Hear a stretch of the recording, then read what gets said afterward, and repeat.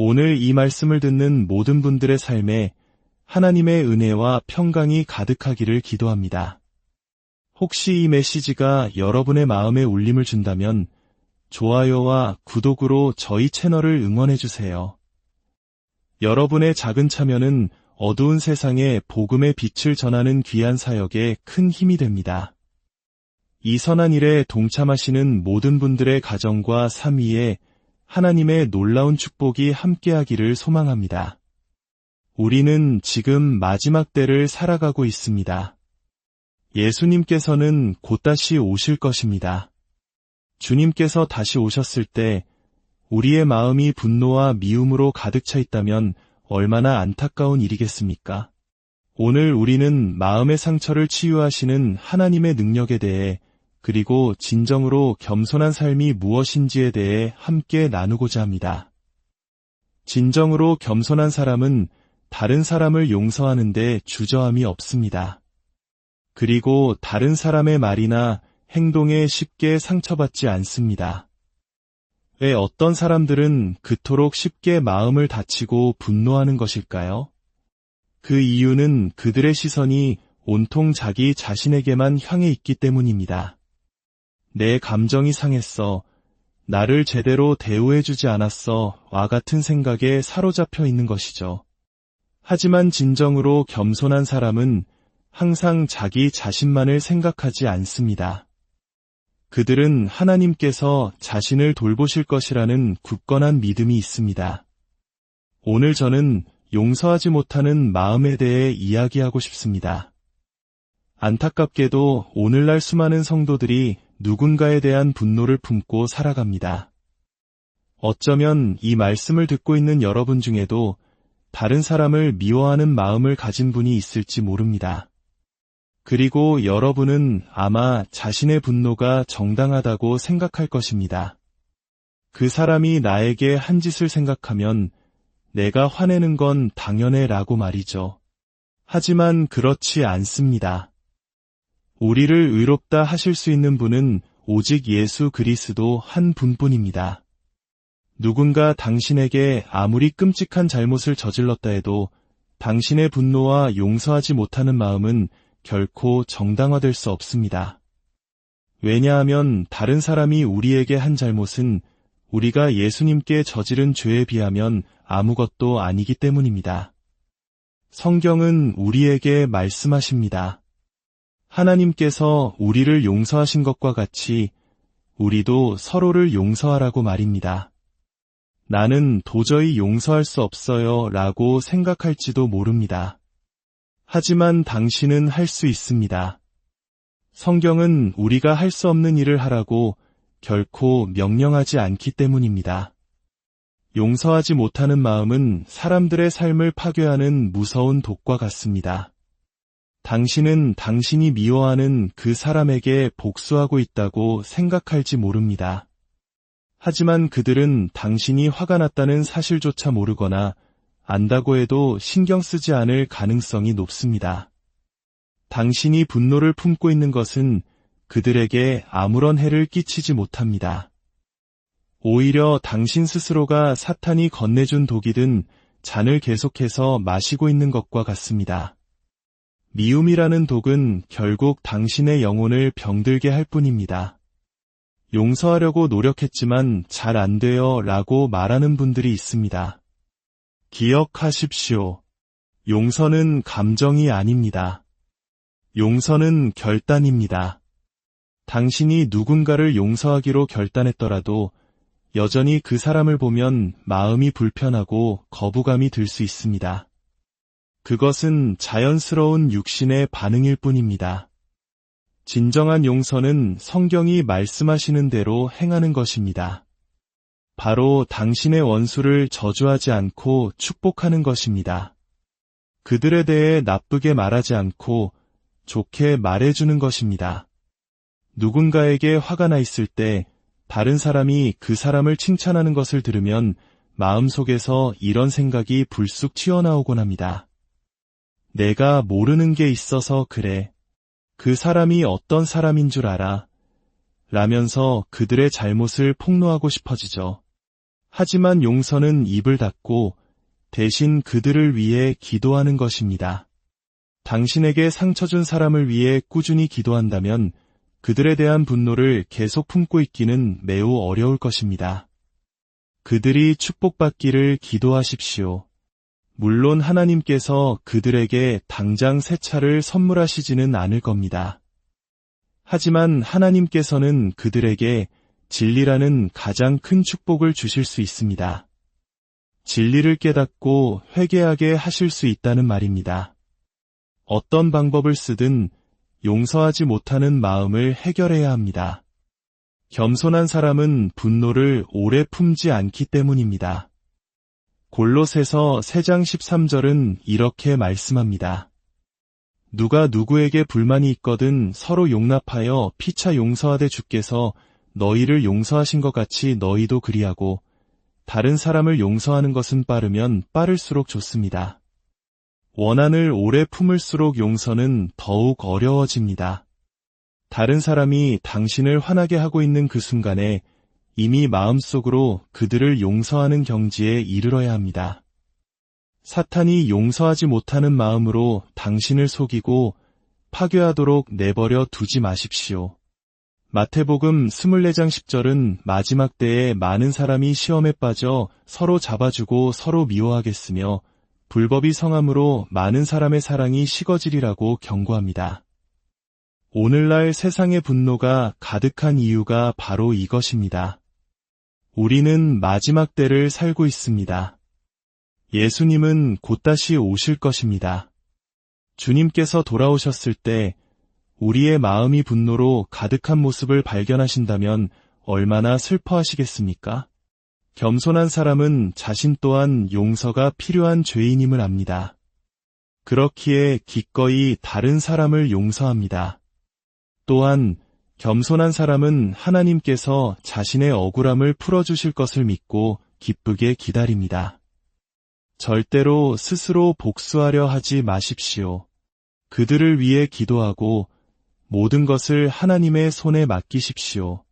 당신의 손에 있을 때보다 하나님의 손에 있을 때 그들은 훨씬 더 공의로운 심판 아래에 놓이게 됩니다. 하나님께서는 각 사람을 어떻게 다루셔야 하는지 정확히 아시기 때문입니다. 사탄은 우리에게 상처 입히는 것을 좋아합니다. 그리고 우리에게 상처를 주는 가장 좋은 방법 중 하나는 우리가 가장 사랑하고 신뢰하는 사람을 통해 우리를 실망시키는 것입니다. 배신은 깊은 상처를 남깁니다.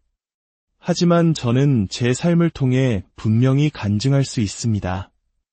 제가 겪었던 모든 고통과 배신의 상황 속에서 하나님께서는 언제나 저의 억울함을 풀어주시고 저를 변호해 주셨습니다. 이사야서 61장은 말씀합니다. 너희가 수치 대신의 보상을 배나 얻으며 능력 대신의 몫으로 말미암아 즐거워할 것이라. 하나님께서는 당신이 겪은 고난에 대해 갑절에 좋은 것으로 갚아주시는 분입니다. 저는 어린 시절 아버지로부터 오랜 시간 끔찍한 학대를 당했습니다. 어머니는 그 사실을 알고도 아무것도 하지 않으셨습니다. 그러나 저는 그 경험 때문에 오히려 더 나은 삶을 살게 되었다고 믿습니다. 저는 쓰라린 마음에 머물러 있지 않았습니다. 하나님의 방법대로 행할 때 하나님께서는 반드시 보상해 주십니다. 당신이 스스로 복수하려는 마음을 내려놓는다면 하나님께서 당신이 입은 상처를 놀랍게 회복시켜 주실 것입니다. 욥은 극심한 고난 속에서도 이렇게 고백했습니다. 내가 알기에는 나의 대속자가 살아계시니 그는 하나님께서 자신을 반드시 구원해 주실 것을 알았던 것입니다. 예수님께서는 억울한 비난을 받으셨을 때 단 한 번도 자신을 변호하지 않으셨습니다. 심지어 대답조차 하지 않으셨습니다. 누군가 당신에게 악의적으로 대할 때 아무 말도 하지 않고 침묵하는 것만큼 그들을 어리석게 만드는 방법은 없습니다. 그 침묵 속에서 하나님께서 그들의 마음을 다루시기 시작하기 때문입니다. 베드로전서 2장 23절은 예수님에 대해 이렇게 증거합니다. 욕을 당하시되 맞대어 욕하지 아니하시고 고난을 당하시되 위협하지 아니하시고 오직 공의로 심판하시는 이에게 부탁하시며 저는 이 말씀을 정말 사랑합니다. 당신은 당신의 삶과 모든 것을 공의로 심판하시는 하나님께 온전히 맡기고 있습니까? 겸손한 사람은 다른 사람의 약점을 인내하며 오래 참아줍니다. 갈라디아서 6장 2절은 너희가 짐을 서로 지라 그리하여 그리스도의 법을 성취하라고 말씀합니다. 쉽게 말해 우리는 다른 사람들의 부족한 점을 견뎌주어야 한다는 뜻입니다.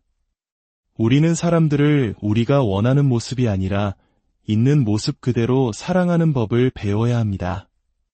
하나님께서는 당신의 있는 모습 그대로를 받으셨습니다.